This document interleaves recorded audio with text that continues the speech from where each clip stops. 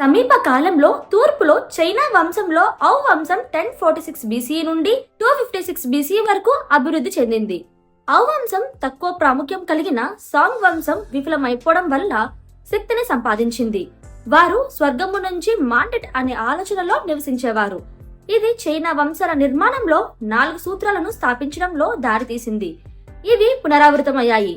First one, స్వర్గం emperor కు పాలన చేసే హక్కునిచ్చింది. సెకండ్ వన్, ఒకటే స్వర్గం ఉండొచ్చు మరియు ఒకే సమయంలో ఒకే సామ్రాట్ మాత్రమే ఉండాలి. థర్డ్ వన్, సామ్రాట్ యొక్క విలువ అతని పాలన హక్కును నిర్ణయిస్తుంది. ఫోర్త్ వన్, ఏ వంశానికి కూడా శాశ్వత పాలన హక్కు లేదు. ఒక వంశంలో పాలకుడు స్వర్గం నుండి మాండేట్ కోల్పోవచ్చు మరియు స్వర్గం ఎప్పుడు పాలకుల పక్షంలో ఉండదు. కాలక్రమేణా ఇది మరొక వంశానికి మారవచ్చు. స్వర్గం అశాంతి, ఆకులలు, వరదలు మరియు భూకంపాలు సంకేతాలు